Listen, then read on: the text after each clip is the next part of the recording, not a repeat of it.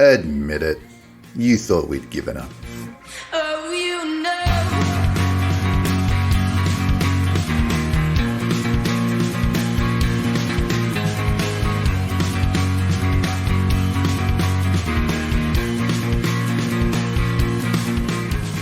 Hey everyone, it's Chris.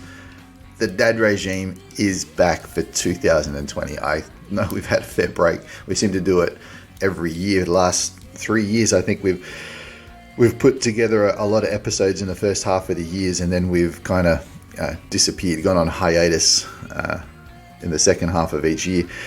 No apologies for that. That's just what happens when all of us have other lives and we're just doing this for fun. But we do have plans to keep this going. We do have plans to get bigger and better.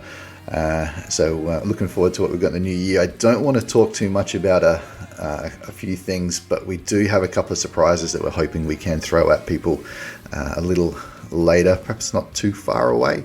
We can start to make some of those announcements. A couple of housekeeping things before we get into the main podcast.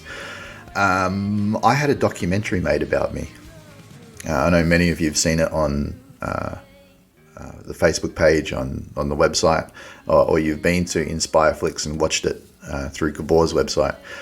We talk a little bit about the documentary on today's podcast, but I've talked a lot about it to a lot of different people over the last couple of months, and the conversation I had with Simon and Joel today, at the end of it, I kind of felt like I had perhaps not given the documentary enough credit.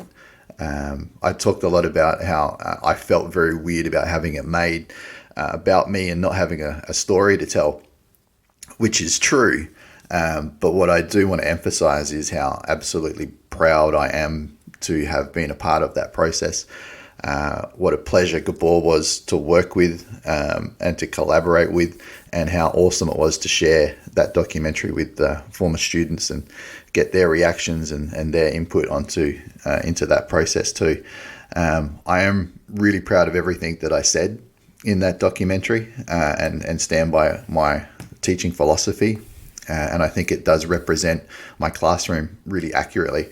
And I hope that people who watch it come away with better understanding of what it is that we're trying to do in our classrooms each day. I will put all the links to the documentary, but also to Inspireflix's social media and website stuff. Please support Gabor at Inspireflix. He is a very talented filmmaker, and I know he's really trying to make a push for this to be his livelihood. And as much support as we can give him, I think he's deserving of that. 3, 2, 1. Speaking of supporting talented local artists, you know how much the Dad Regime love to support Sunshine Coast music. We've had the Dad Regime provide plenty of our music over the last few years, and we love it when Rob and the band get together. We've also supported Dorah Jacson in her unearthed adventures on Triple J, and you would have noticed her track Away opened our show today. Thank you to Dorah Jacson for allowing us to use that track. Through Dorah Jacson, we've discovered a new local artist, Cloe Terare. What you're about to hear is a beautiful track called Easy, with Dorah Jacson accompanying Chloe on acoustic guitar. Now, we usually save these tracks for the end of the episode, but we thought, it's 2020, we're going to change it up. So right here, Cloe Terare, Easy.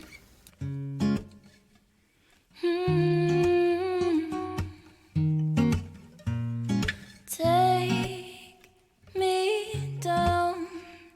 Is there something you wanna talk about? I can give you my time if you're sure you'll make up your mind. You've been alluding me to the fact that safety in your arms is it real. You've been alluding me to the fact that safety in your arms. Is it all for me? Isn't it easy? Wanna take it up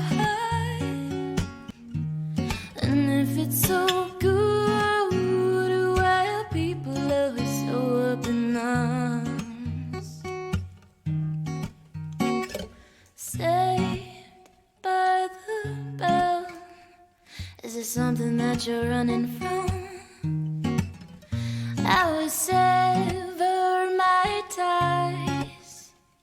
Would not dare ask the same from you though. Never know if you don't take that leap though. Alluding me to the fact of the safety in your arms.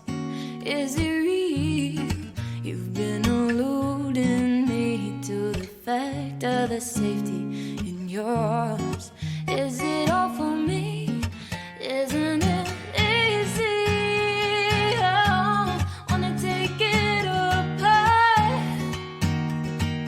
And if it's so good, why are people always so up in arms? It's never this easy. Oh, it's just you. Well, someone's got to come clean and tell me the truth so I know what I'm in.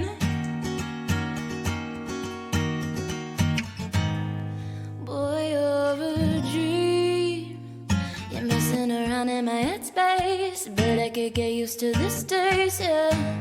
I could be a queen, but you never know what it could be. Now stay right here where you need me. When I'm not alone, I still be thinking of you, though. It's never this easy. Wanna take it apart. And if it's so good, why are people always so up in arms? No, it's never this easy. Oh, it's just you. Well, someone's got to come clean and tell me the truth so I know what I'm in. Yeah, it's never this easy. Oh, it's just you. Well, someone's got to come clean and tell me the truth so I know what I'm in. So in other news, Can I get your signature?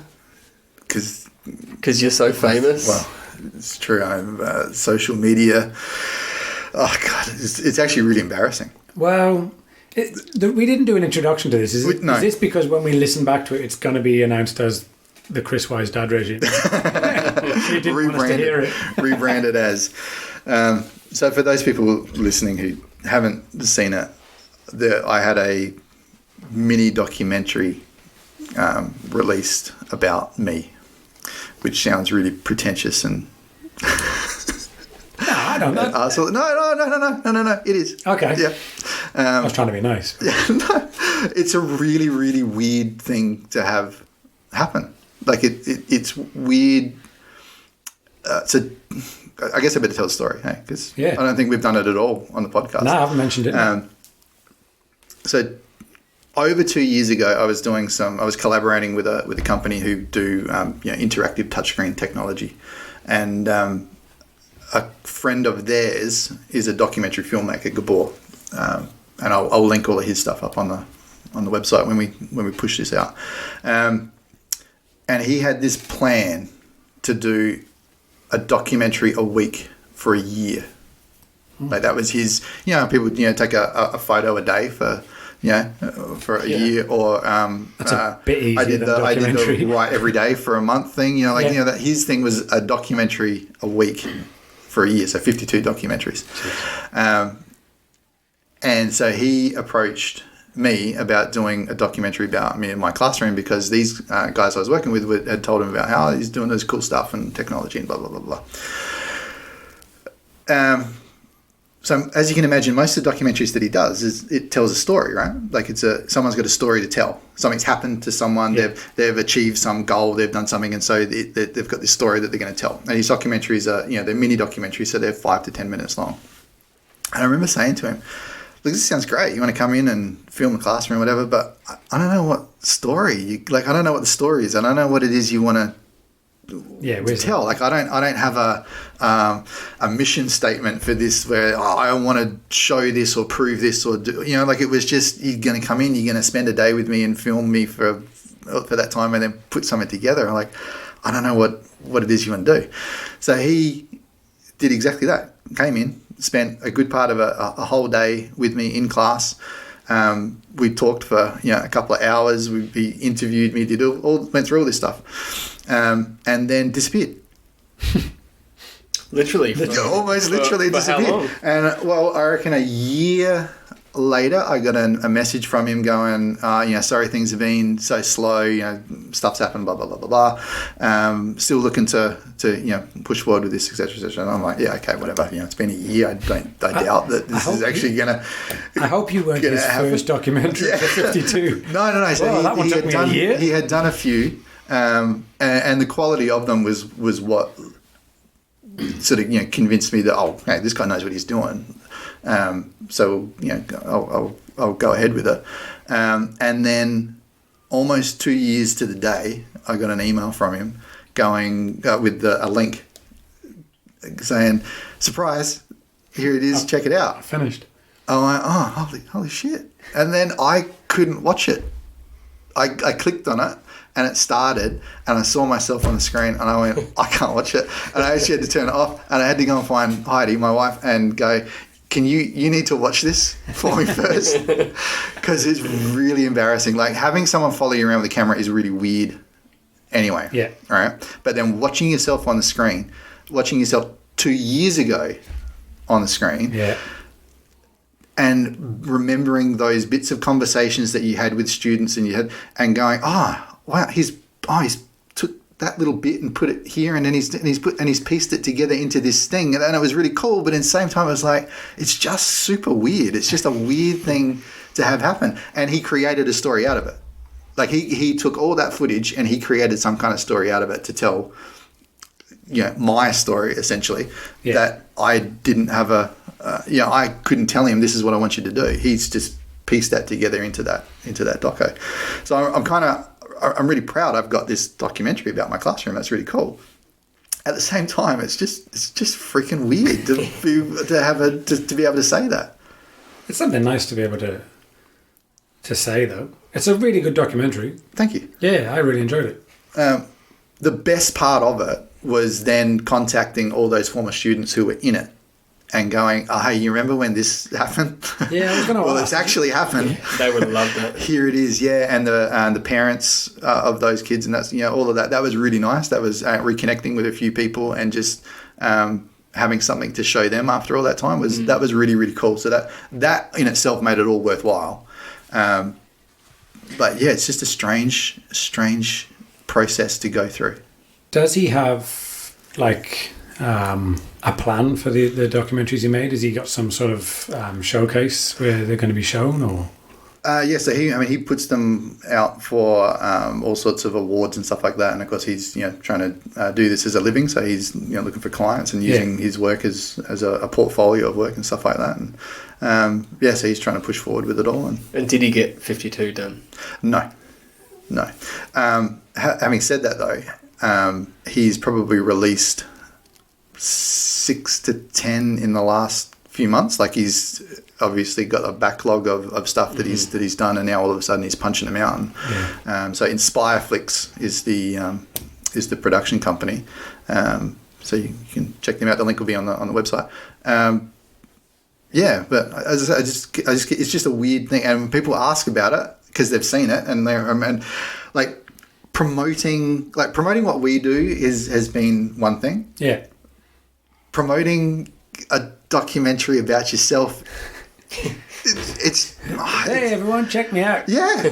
Yeah. And I have no idea how to say it. How do you I'd really like it if people watch this thing that I didn't make, but it's about me. I don't know, it's just a different thing. I'm much more comfortable with going, I did this, here it is. When it's someone else, somebody found me super telling your interesting. story. Yeah. Somebody liked me. I like how it's a documentary about your class. It's, yeah. It's following you and the interesting things that you've done in your class, which is nice. Yeah. But I get it. It's weird. I hate looking at footage of myself. A photo you can handle and, you know, laugh at, whatever, but footage is weird. You can see everything. And I think what's even worse is knowing that when someone says, I'm going to film you, you're no longer you. Yeah. You become someone super conscious of the fact that it's there. Even if you're trying to relax, you're still not being yourself. Yeah. So It's weird though, because it's almost the same as listening to yourself. So, you know, listening back to these podcasts and hearing your voice has that weird impact of, oh my God, that doesn't sound anything sound like like me. that. Yeah, but of course you do. You sound like that to everybody. And it's that same vibe, I assume, then, as with the documentary of, as you said, watching footage of yourself, seeing actions or body movements or little things that you do that you were totally unaware that you did them. Well, I mean, you think, like, I've gotten used to listening to myself by doing this. yeah, likewise. But when you think of how you look at yourself in the mirror and you pretty much look at your face. How there's not often where you, as you're saying, like body actions and mannerisms and stuff, you actually see your entire body in action doing stuff. It's really weird. And from 2 years ago as well. From 2 years ago too. Yeah. And so even things that I said, I'd be like, I'd say that differently now. Yeah.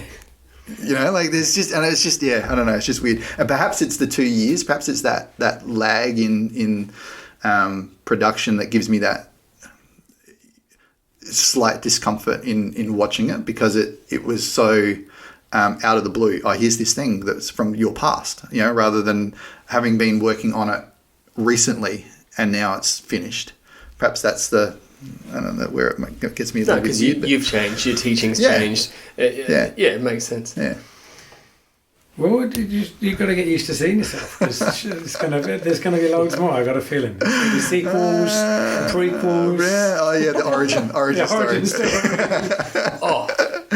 So I haven't seen the other two Star Wars, but my brother-in-law, who was here for Christmas, he was keen to see it, and I thought, I'm just going to go and watch it. I reckon I'll be able to catch up. And it was amazing. I was really thankful that they do the little the script at the start. So I'm reading, going, yep. I don't know who that is, but yep, got it. I reckon I'm up to date. That's your previously on Star Wars. It was. so 4 hours of Star Wars you wrapped up in a couple of paragraphs of text. I followed the movie fine. I had no issues. And did you enjoy it? And it was fresh. I didn't. The new Vader guy. Kylo Ren. I'd never seen him before. First time seeing him act, and I'm like, this guy's amazing. Oh, he is. He's freaking awesome. And he's three-dimensional as an evil character. I was pumped. I know this wasn't on the list. No. Holy shit! Yeah. Spoilers. No, let's not spoil it. It was a good movie. Yeah, good. I'm glad you liked it. Did you enjoy it? I did. I really liked it. We're actually going and seeing it again on Thursday, because being the massive Star Wars fan that I am, it's a little bit overwhelming. You know, like this is it. They're wrapping up the story, and it is an action-packed movie. Like it is breakneck pace. It's go. And so I walked out of it really happy, really enjoyed it. But now I want to go and watch it again and just take it in. Actually, pay attention to it. Yeah. So we're doing that. I loved that they had all the old stuff. I couldn't believe I was seeing the X-Wing and I'm not a massive fan like you are. Like I loved it in the 80s, but I haven't been watching it since. I haven't watched any of the other stuff. That Jar Jar Binks character put me off the prequel, so I didn't watch any of those. And I've just landed on this by, hey, my brother-in-law wants to go, I'll go with him. And I walked out pumped. I wanted to go and watch more Star Wars. It was cool. Yeah, I can't remember the last one. So I think I went to see the one prior to this. So you haven't seen it? I haven't seen the new one, no. Okay. The last one ends when she finds Luke on the top of that mountain. Yes, I have seen the movie. Okay. So I'm up to date, other than the newest one. Yeah. So we are looking for something to go to the movies this week, so maybe we'll go to that. There you go. Thanks, Joe. There's a bit of a playlist with that being. So we've kind of already danced around holidays and stuff. Not too much more to it. No, but as parents, are you tackling the holidays in a particular way? Have you had any? I know if Pete was here, he'd be talking about how he sets himself a goal every holidays to learn something or to make something or do something. Which we've already seen. We should put that on. We should, yes. The Pete's catapult. The catapult. No, I've not made anything. I have not set myself any goals. My main goal is to get through each day until bedtime. Says someone with a newborn. Now being a father of two. No, it's just been a good holiday. We spent a fair bit of time in Sydney, and we did a big trip down to Sydney in the car with both boys. So a 4-year-old and an 8-week-old. So tell us your tricks then. All right. I mean, what's that? For a journey, 9-hour drive. How do you break it up? 13 hours. So it's a 13-hour journey. I drive way faster. Yeah, it's a 9-hour for me. Tricks really are just making sure you're prepared, making sure you've got stuff with you, make sure you've got plenty of snacks. Just had an esky in the front of the car with heaps of food for the 4-year-old. What sort of games are you playing with the 4-year-old? I think whatever he wants to play on the iPad. Those sort of games. No, not many. He likes doing spot what books. Yeah. So the other thing with it being having the 8-week-old Cohen in the back of the car was that whenever one of us was driving, the other one was sitting in the back. Yeah. Just to monitor him and keep him sleeping and trying to keep him asleep for as long as possible so we could smash out, hundreds of Ks in one hit, which was extremely uncomfortable for me. Sitting in the back of the car between 2 car seats was really just not good. So, yeah, it was sort of doing games like that with him. We did, because one of us was in the back, we could actually do like colouring books and activity books and word searches and word finders, and he's really into all that stuff. So that was pretty cool. But some of it, I will openly say, was iPad time, because we have the technology now. Yeah. And you get all these people, even wherever you are. You may be in a restaurant, you may be somewhere else. Well, we coped when our kids were young without that technology. Oh, good for you. Like, what do you want, a medal? Good. I think that's amazing, and I think it is great that you did. But if you'd had that technology then, you'd have used it exactly the same as we do. Yep. So Jude's massive on Mario Kart at the moment on the iPad, so that's been a bit of a challenge actually trying to get him to not play it. So although he's only 4, we're already starting to look at, time limits and... Yep. So you've got that screen time thing on iPad. The lock and stuff, yeah. So that's the next step, because obviously moving forward into the next couple of weeks, moving into school and possibly being in an iPad class, it's about finding that balance between iPad class, iPad all day at school, iPad at home. Where do you find that balance? And I know obviously with Thomas you've had something similar, so that's something that we're looking into in terms of trying to get him to understand the difference between your school device and your home device, and how do those match or not at all if they don't. Yeah, it's tricky. Yeah. We've put pretty strict time limits on his iPad, on Thomas's iPad. Yeah. So that there's no sneaky before school play. Yeah. Without permission, and then we're trying to make sure that we're limiting screen time before bed. Yeah. So whatever that is, whether it's TV, iPad, whatever. So his iPad will lock at 6 o'clock, regardless of how much time he's been on it. That's the end, and that way he's got a good hour and a half before bedtime, just to have that bit of a break. Because, even though there's that myth that they're in an iPad class or their school's using technology, that they're on it the whole time. That's just not the case. We are trying to get him away from the iPad being a gaming device. Yeah. It's an awesome tool for those, when you're traveling, take that iPad with you, load it up with movies and games, and that's terrific. But we're trying to get him away from using it as the gaming device. So we'll play Minecraft together, and he'll play on his iPad while I play on the Xbox, and we can play in the same world doing that. But that's about the only game that he's playing on his iPad anymore. Other than that, if he's got his Nintendo Switch, just because I want to get him away from that mobile gaming mentality, because mobile games have just become shite, basically. Yeah. Well, they're very built on trying to keep you on the device and the more sophisticated the games get, the more that's just built into that ecosystem of needing to log in, needing to get to the next bit, and it's just this continual keeping you on the device. Yeah. Whereas the Nintendo games are the traditional old school gaming as art type of thing, like where there's a point to the game, there's a story to the game, there's problem solving. It's more of a completable. But yeah, there's more, and there's also, I don't know, I see benefit in it. I see educational merit in it.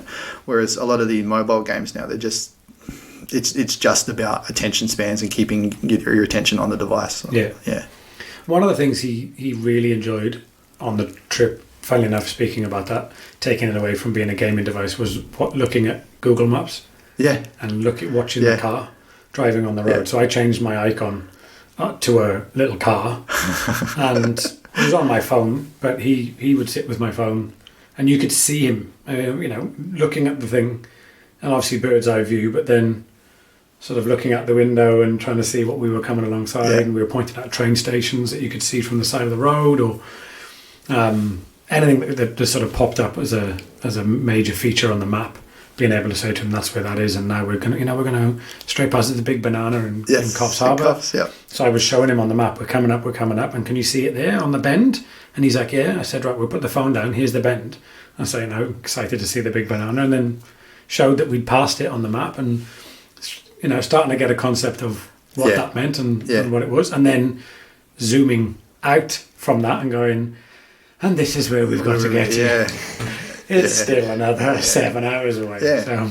But that's a cool use of it, and I think that's so much more beneficial to be able to see those devices as tools rather than just for the gaming device.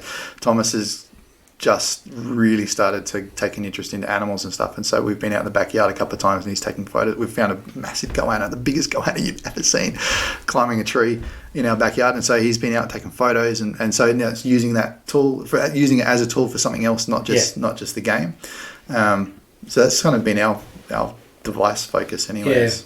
Yeah. I think, and going back to the question about traveling and tips or whatever, I wouldn't classify us as the kind of people to give tips. We lived up north a couple of years ago, and I think Jude got very, very good at being in a car for long periods of time, because it took us 4 hours to get to Cairns from Cooktown, and by the end of the year he was doing that in one hit. We'd get up at 5 a.m. That's another thing I would always suggest if anybody's going to do big trips, is just get out early. Having an 8-week-old helps, because we just decided as soon as Cohen woke for that first feed in the night, Amy'd feed him and we'd be done. So when we left our house, he woke at 3:20. So we were in the car just before 4 o'clock, which seems ridiculous, but no, my dad used to do that. He would always be left by 4. And then with a little one, obviously you're looking at 90 minutes maximum before you'll need a feeder before he starts getting really, really cranky. But the middle session on the first day, he slept for about 3 and a bit hours, which was great. And so we had plans of where we were going to stop, but he was still asleep. So we're like, all right, keep going. But trying to find good places to stop, so parks and outdoor areas where Jude can actually go and burn up some of that energy, because it's a couple of long days sitting doing nothing. We found some really, really good. There's a great little park in town called Q. Yeah, K-E-W. Is that how you pronounce it? K-E-W. Q. Yeah, Q. Awesome. A little flying fox and a little xylophone the kids could play. Yeah, right. Compared to some of the other shitty places we saw, it was quite good. So that's my tip. Go to Q. Nice. All right. You might not be going there. Next time I go for a drive, I'm going to go there. Come on, boy. Simon suggested it. We're leaving at 4. Dad, I got school today. I don't care. This has got a flying fox in the park. My holidays have only just started in terms of my responsibility holidays, because Sandy just went back to work on Monday. So now I'm looking at it as I've got 3 weeks of me and the kids. Yep. And instantly knew that because we've had cousins to play with, the pool, it's all a bit boring. Like every day we jump in the pool 2 or 3 times, which is great, and we're really grateful. Yep. that we've got that, but I'm just conscious of we're watching a movie on Netflix and then we're jumping in the pool and then we go down on the playground, which they've got heaps of cool stuff, but it's still easy to get boring. So I typed in early learning science experiments because I said the word experiment. He goes, I love experiments. And I'm like, bingo. And it was literally, I set up, I took photos too because I thought it'd be good to throw up on the site. But literally just set up a baking tray of like cupcakes, cupcake tray, and put baking soda, water and vinegar, had a spoon and just said, all right, boys, fill them in. Get a spoon, put it in the water, and they're like, nothing happened. I said, has it changed? And we just did basic discussions about what was happening. And I'm like, all right, now put it in this. And I got them to taste the water, taste the vinegar, and they're like, whoa. And I said, what do you think will happen? It'll get weird, because it felt weird on my tongue. Right. It's going to get weird. And their eyes just shot out of their head, just watching the bubbles come up from vinegar. And that was a 20-minute thing. I then got food colouring. I said, this has got nothing to do with science, but you'll love it. So we added food colouring, and they mixed them. Guess what happens if you do this? It goes brown. And so, honestly, got something to do with science. 20 or 30 minutes of that simple experiment that I got offline, and they loved it. It was enough to kind of change up part of the day, and then go in the pool. Go in the pool. Go in the pool while I clean this up. You know, it was so I'm looking at probably not like Pete setting a experiment per day, but I'll certainly be, if we're home for the day, I'll be looking at doing a little experiment or just looking at online simple things like that. Yeah. And when I do, I'll photograph them and put them on the Dad Regime website. Just more tips. Great. Are you worried about your kids getting bored? Yep. Yeah. Yeah, definitely. Yep. Jude finds it hard to keep himself entertained. Yeah. And that's fair enough. At 4 years old, he needs entertaining as such. And I think as his younger brother gets a bit older, that'll help. Just come play with him. But yeah, we've definitely found just bored very, very quickly. Yeah. Of just, I've done that. What's next? And has to have something next. Yeah. And isn't great at just doing finding his own thing and occupying his time. Doing it, and he will do that, but he needs leading into doing it. Yeah. Okay, now you need to go and do that by yourself because you've said Dad 700 times in the last 20 minutes and I love you, but stop, I'm changing my name to Mum. I'm finding that setting up the day just as you would as a teacher, when you set up, here's what we're going to do today, roughly. Yeah. You might not do everything, but it looks good when you say...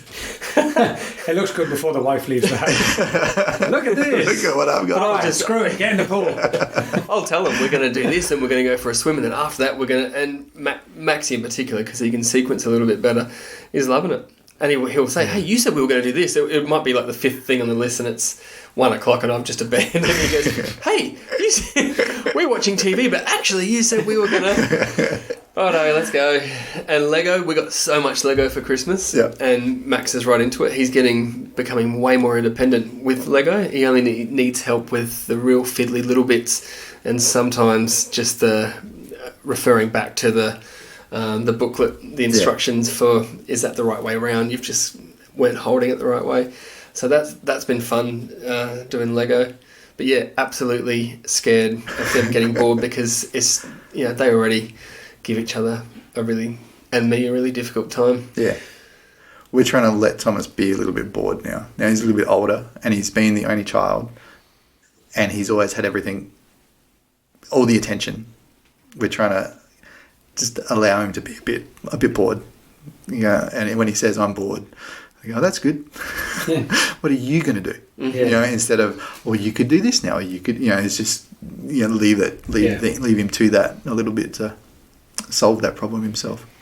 I think stuff like Lego, just that creation, that craft, that building is so good because so much of the toys are just shit. Yeah. Nowadays, it's just models of stuff, which, like, fair enough, Lego is, but you have to make it at least, as opposed to... Yeah, Paw Patrol, they already exist, and it does everything. Yeah, you press a button and it speaks, there's no narrative. Yeah, they press it twice and go, okay, that's cool, what's next? Oh, I've got this, okay, well, that's just a figurine of a, you know, and I don't know, maybe that's just me, maybe the toys were that shit when we were kids, but... No, I've actually said to Sandy, the toys do too much. So, like, they've got sound, they've got noise, they propel themselves. There's no creativity for the kids. Yeah. And so this year I made an effort to try and reduce the amount of toys that had any kind of button that made noise, that were self-propelling. It's like, no, push it yourself. You know, like, work out how fast. And they interact way better with the toys that do less because they can actually have some kind of say in it. You know, they can create the story that happens. They can do the voices. It's so much more enjoyable for them. So that's... Assuming you get those cheap toys where it's some voice actor and not the actual voice, and so it doesn't sound anything like them anyway. I bought Judah Hulk, a moving Hulk toy. That was maybe last Christmas, and he walks. He's very, very robotic, sort of walking, but it said flashing eyes and voice. It was all in really bad English when I bought it. I bought it on eBay. And he hasn't actually realised yet that Hulk, when you press Hulk's button, one of Hulk's well-known catchphrases is not Autobots roll out. So I'm waiting for the day where he goes, hang on. What? And I'll just tell him that. Yeah, well, Marvel Universe, it all fits in somewhere. Yeah. Bruce Banner sometimes. Yeah. Hulk sometimes. Yeah. Optimus Prime sometimes. You don't see that in the Marvel books, unfortunately. That's a spin-off they haven't done yet. But I remember pressing it the first day and going, okay. He's young enough not to know yet, but one day, hopefully the batteries will run out before he realises. He's going to be so disappointed when you introduce him to the Hulk movies. Yes. And there's no Autobots in it. Exactly. Why are the Autobots when are they rolling out? He told them they had to. Oh.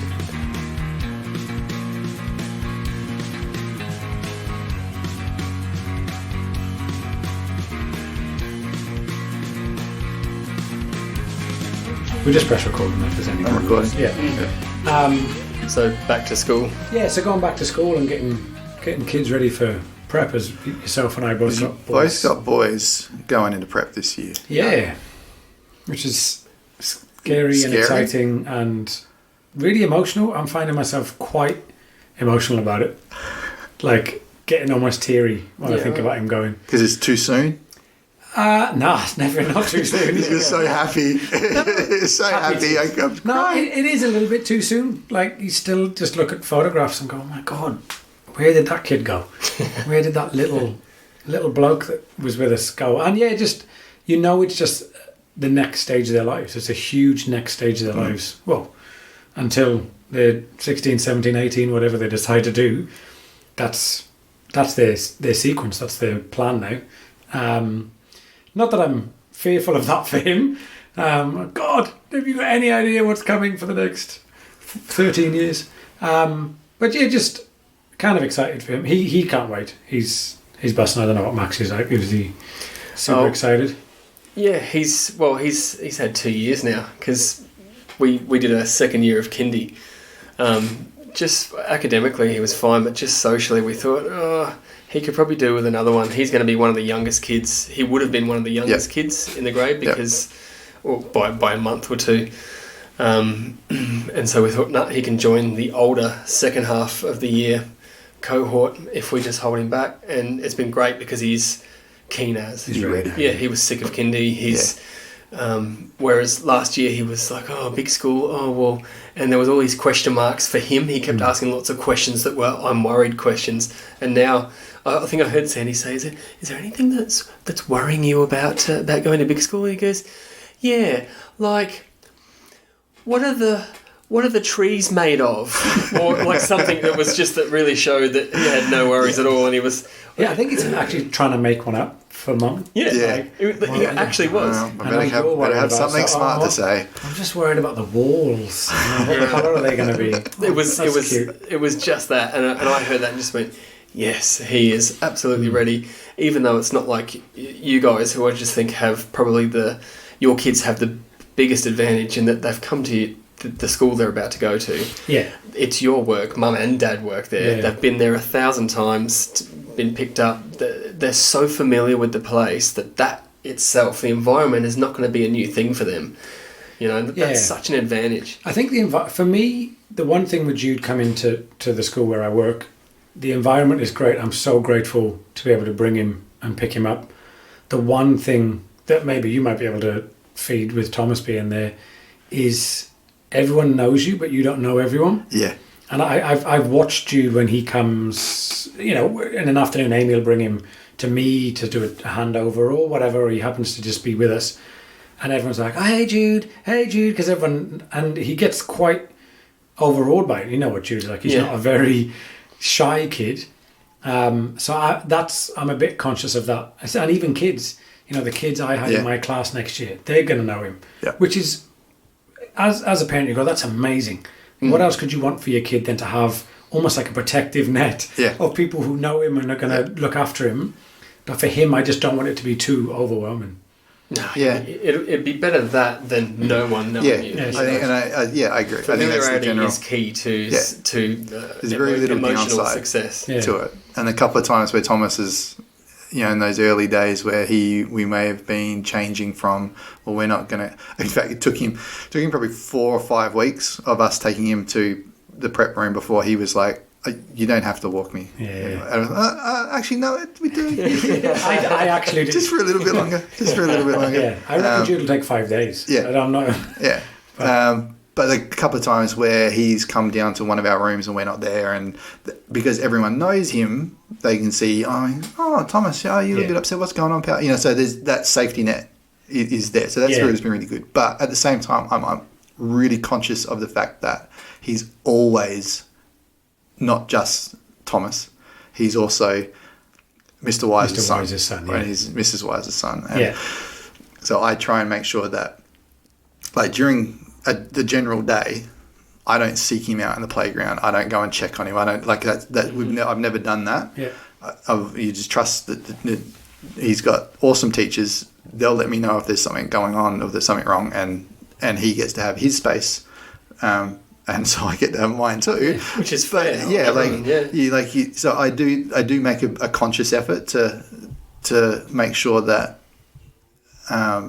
he has his own experience of school that's separate from being our son there as well. Yes. It's definitely fair. So, but it's just it's an exciting time, I think, and you know, he's really looking forward to it, and I'm just looking forward to seeing the way he reacts to it and the way he responds to all of that stuff. And we talk about school readiness, and again, you talk about being very lucky being teachers at the school. I think being teachers, we are very lucky to have the experience of school and to know what to expect in a way, because we've seen examples of good choices by parents at the beginning of a year, and we've seen examples of poor choices that leave their kids in the lurch and make kids really uncomfortable on day one. But just starting from a position of trust. Your kids are going to school. You have trust in the teachers that they're having. You have trust in the school because you are a teacher. You understand the system. Having that as a starting point is a huge benefit. I can't imagine being on the other end and having the only experience of school was your own when you were a kid at school. Yeah. And I get how parents have so many questions at the beginning of the year because they're trying to develop trust in the system because their little kids just starting school and prep. Like it's a big jump. Yeah, which is why relationships are everything. Yeah. But that's like his school. He's not going to have the same experience, obviously, because he's not going to be going to my school. But they've been fantastic. They had a couple of days where he's been able to go and meet teachers, interact in the classroom, meet some of the other kids. And they had a wicked pack of the book that they're going to be learning, like Brown Bear. And they said, read this with your kids. Again, that familiarity with some of the content and some of the things that we're doing. They were just really super prepared, which... going into a school that he doesn't know that we don't know has helped us kind of go, oh, great, you guys have got this. And I don't know, we go past this school on the way to the shop, so I always take a little turn and go, oh, there's a playground that you're going to be on, just trying to do heaps of that. Yeah. We got his uniform in December, and the first 2 weeks, every single new person that came to the house, he would disappear, and he'd come out not only with the uniform and the hat, but with the backpack as well. And he'd just come out and not say anything, like... Just stand there. Check it out. But it's such a big thing as well for them to have that pride in it. Yeah. To not just be day one and the kid not know. You know, our daycare's been great because they had a uniform week at kindy where the kids, a lot of the kids are going to different schools, so there was lots of different uniforms going on, but he loved that. He was really excited about that. They did a lunchbox week where they got to take their lunchbox in and learn to go and find your lunchbox and bring your lunchbox and open it up. And we've just started this week doing little bits and pieces with him. Jude has fruit every single morning on a plate, and this week we've just started putting it in his little pot that he will have at school. So he learns how to open that pot. I mean, that's as simple as it is. Yeah. Just teaching him how to open the pot. But it sounds simple, but people don't think about this stuff, and it makes a big difference. And familiarity with, okay, that's my pot. It's the blue one. It's got my name on the top. I've seen it for the last 2 weeks at home. Just to have an awareness of, you know, and you can just say to him, we're letting you eat out of this because not long to school, and of course it just builds that excitement for him as well. It's amazing how many of those little things do make a difference. Can your child open and close their water bottle? Can they, what you're putting in their lunchbox, can they unwrap it? Can they unpack it? Can they, like, these little things that you... Has your child seen their lunchbox? We're going to identify your lunchbox. We're going to put up the pod from last year, where I tell that story of the kid who he didn't have his lunch, and I said, "Where's your lunchbox?" No, he goes, "I don't know." I said, "What does it look like?"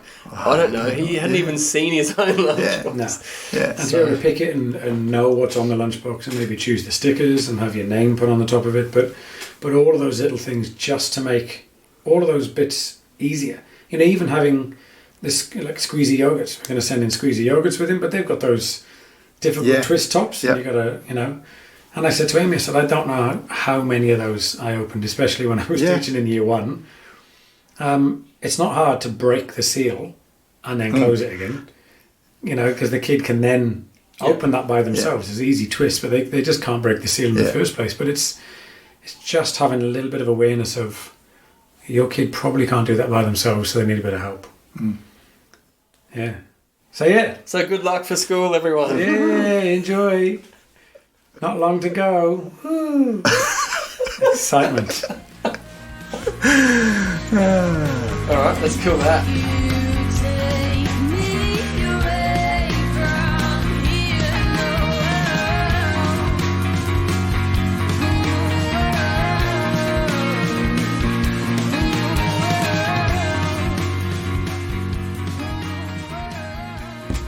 Yeah, I don't know what to do without Spotify anymore.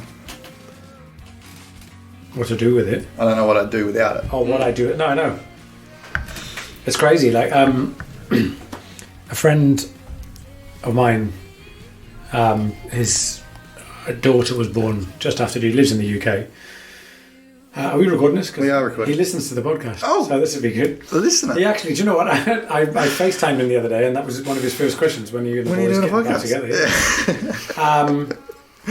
And his daughter was born not long after Jude, and friends of his decided that what they were going to do for her for every birthday and Christmas was give her 2 CDs and work their way through the alphabet. All right. So first Christmas was 2 A albums and then 2 Bs on her first birthday. And so, that's fantastic. And he sent it to me this recently because she got 2 albums. So by the time she's 13, they will have done... They'll have done them. And he's like, by the time she's that age, she's going to have an insane catalogue of... And that's the other benefit, is that the people who are doing this for her have really good taste in music, from my perspective. They're 2 very good friends that I used to have in the UK, and they know what they're talking about when it comes to music. Yeah. So, but it's such a cool idea. Yeah. But I also looked at that and was like, I wonder how much she'll take that on board.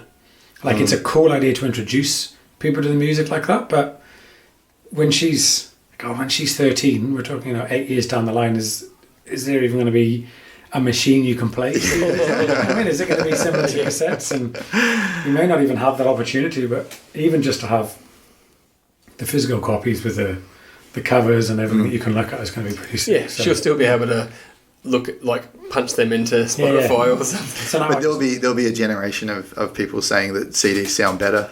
And it's like vinyl. Yeah, people will be sourcing out, going to cash converters to get CD players. The stuff's way better. Yeah. The laser did it better. Yeah. So on your playlist, there is what? So on my playlist, music, fun enough, which appears to be my pick most times. So, and this has been on my playlist for a long time, and I think it goes to show how long it's been since. I don't remember the last time we did a podcast. It's been a while. Last year? It's been. Oh yeah, definitely. I think it was actually nearly this time last year. We did something. No, we did. Really? Yeah, the first 6 months of last year we were actually pretty tight. And then, what we should be doing is doing seasons.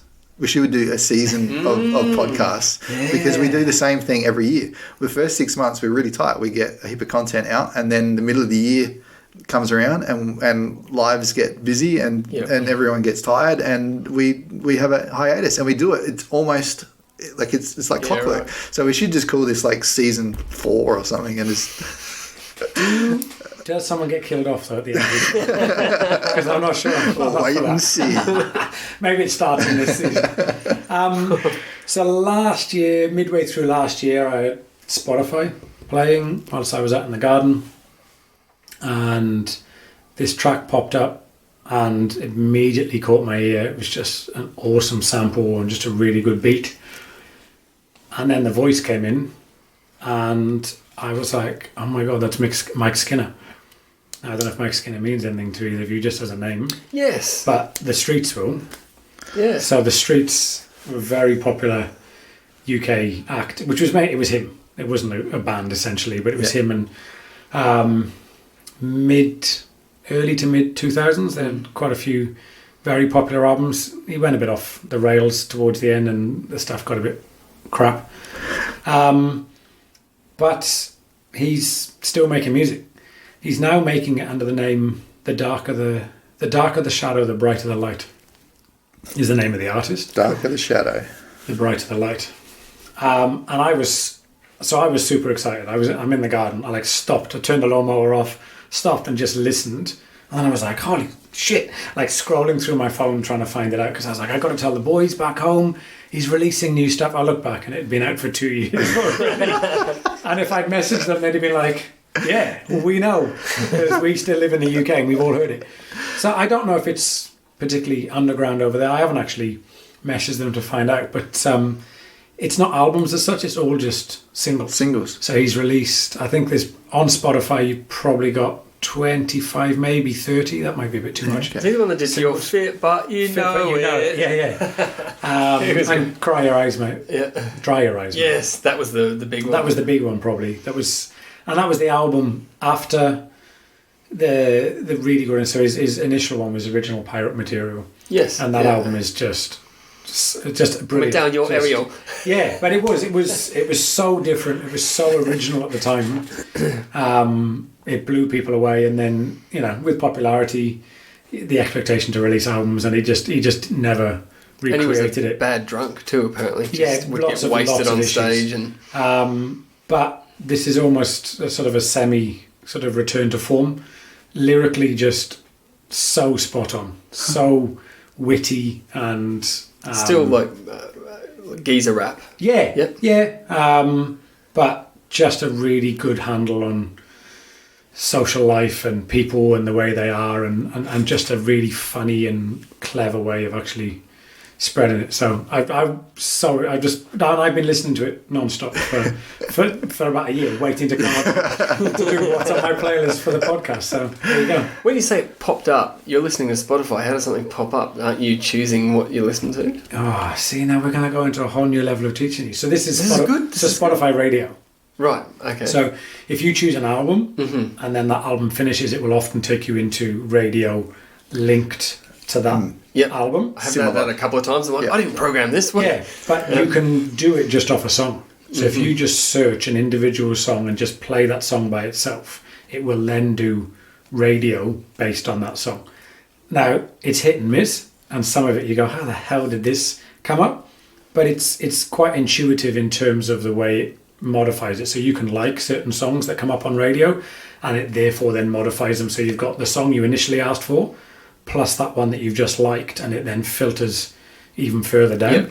So more. I'd like to find out how it does it, whether it's based on like similar genres or whether it's based on people who listen to that album also listen to this, and that's why it might be so spiky at times. Different genres all mixed in. But that's something you've got to get into because I'm not even sure, and I think it was either that or it would have been one of your Discover weeklies. I don't know if you ever get into those. Yes. And it was like one of my Discover weeklies, which those daily mixes they do are pretty basic, like you go, you know. And I always talk to Dad about even the Discover Weekly. Sometimes the Discover Weekly comes, there's like 20 tracks on it, and I already know 18 of them.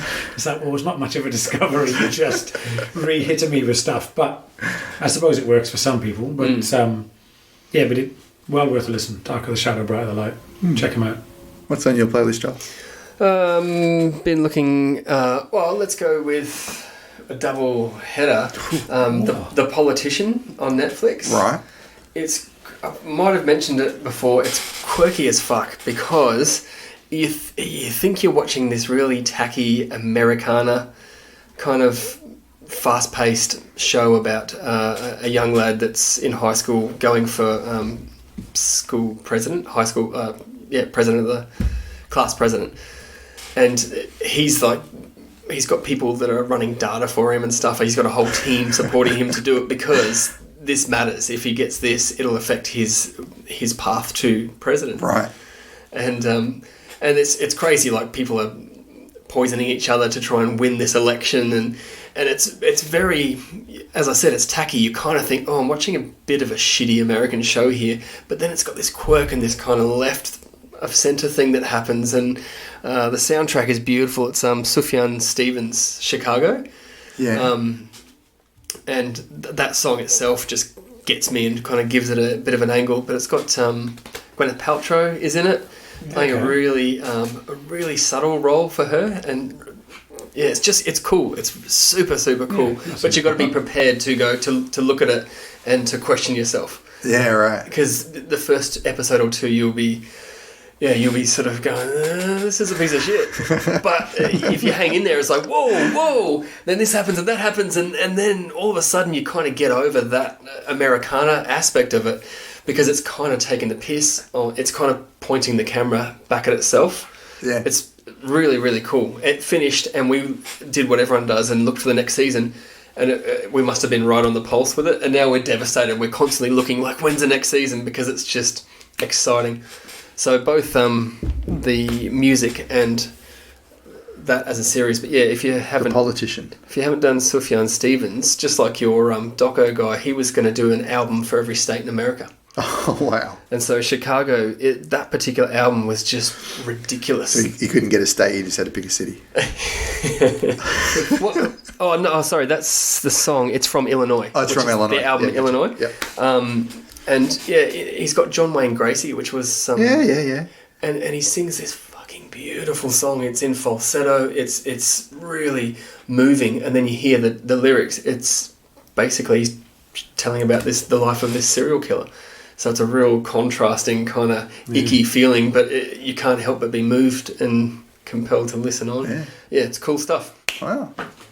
There you go. Chris. I've got another Netflix show. Yep. The Witcher.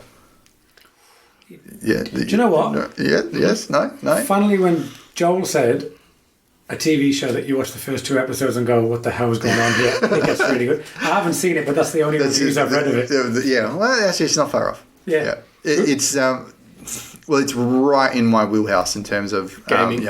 Gaming, high fantasy, all that sort of stuff. And having played some of the I think there's 3 Witcher games that have been released. It's actually a series of books. So the story is based on a series of books that have become video games, and now it's become a Netflix show. It's really cool. but it is it's 3 timelines being played out in one series at different times. So like it is confusing, and each episode is like telling 3 stories of 3 different people at 3 different points in time, and it's not always linear, if that makes sense. Yeah. So it's it does take a bit of persistence, but yeah, it was really enjoyable. Yeah, I watched a Facebook conversation progress over the course of about 3 days, and it was just a friend of mine who was watching it, and then some other people had put, are you enjoying it? Because I don't really know. And then he was like, yeah, I think it's really cool. Visually, it's awesome, but I'm not really...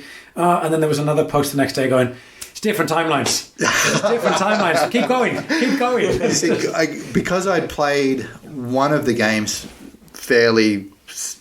I put in a fair bit of time into one of the games, the last game that was released.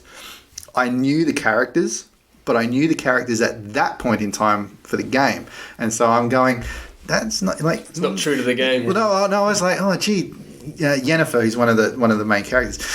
Gee, she's really different in the game that I'm used to. Like, I wonder whether there's some evolution of her. Of course, there's an evolution of, Triss, I remember Triss, and I remember, but it was all weird, and so it took after the second episode, I think I said to Heidi, I think there's 3 different. I think it's actually 3 different timelines, and they're all going to come together at some point. But we're seeing history, and we're seeing it played out. But even knowing that, it's a little even trickier than Game of Thrones in some ways to piece it together. Having said that, you could just binge watch it and go, and not actually need to take it all in. It's that sort of show. How did Heidi go, having she actually hadn't played the game? No, she enjoyed it. Yeah, we did have to stop and have chats at a couple of points because it is confusing, and even I had to go like, well, I think this is how this is happening, because there's one particular storyline that just seems to they tell the significant events, but they don't tell it in the order,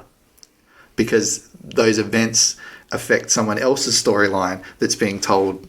Like the first time you watch Pulp Fiction and you're just going... Yeah. I was going to say... He just died 15 minutes ago. Yeah. But you know what? There's a part of me that loves that. I love the creativity that comes with that. You look at someone like Christopher Nolan and you think of like Memento. Yes. What a movie that is. Yeah. And like what an absolute mind that is. Yeah. To just go, what is happening? Yeah. It's in colour, it's in black and white. He's got tattoos, he doesn't have tattoos, and then I said as long as it comes together at the end. I don't like stuff that's weird and confusing and I wonder what's happening, and then they never explain it. Lost. Yeah, where we all were lost. I love being challenged with something and having those conversations. I love sitting with Amy sometimes in a show and pausing it and going, whoa, why is he doing that? And actually thinking, I think it's this, or going to bed and being really unsure. Yeah, I always judge what I've watched by what I think the next day. Like, am I still thinking about it the next day? Yeah, and for sure. We watched the 8, 9, I don't know how many, but we watched it over about 2 weeks. And every time we'd watched it, the next day I'd be thinking about, that's how that fit in. Or, that's how that. That was clever. Yeah. I didn't think of how that. And so that. So it's well enough written, and it's beautifully produced. To keep my attention for a whole series, and that doesn't happen. I can say that doesn't happen very often anymore. There you go. Yeah, done. We're out.